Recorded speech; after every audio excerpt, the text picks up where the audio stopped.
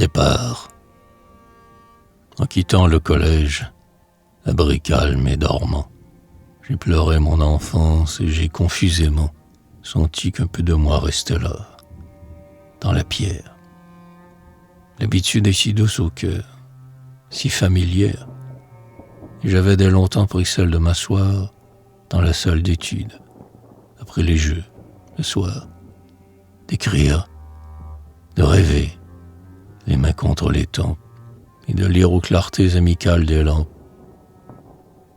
Au moment de partir, de quitter à jamais les peupliers connus du jardin que j'aimais, lui qui versa son ombre à mon adolescence, j'ai senti que mes yeux souffriraient par l'absence. Et j'ai tout revécu. Les courses d'autrefois, le long des grands chemins où bordannaient nos voix, dans la vague rumeur des moissons remuées. Nos regards enfantins qui suivaient les nuées, roses comme nos cœurs et changeantes comme eux.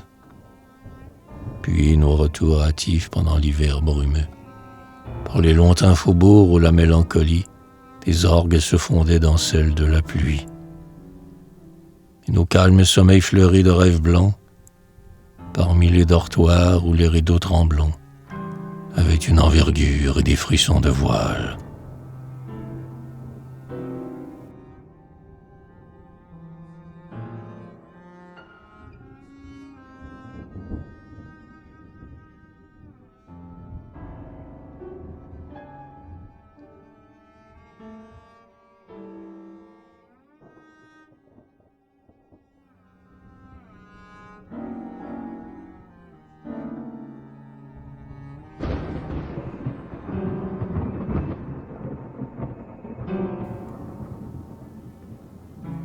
Ces choses du passé sont comme des étoiles, dont le foyer d'or pâle est mort, mais dont on sent le rayon venir doux comme un rappel d'absent.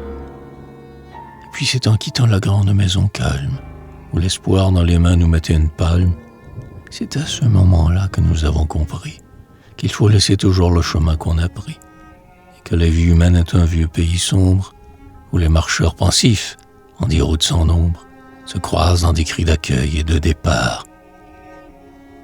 Oh, partir seul, s'en aller autre part, sous des arbres nouveaux qu'il faudra longtemps suivre, et tout abandonner, recommencer à vivre.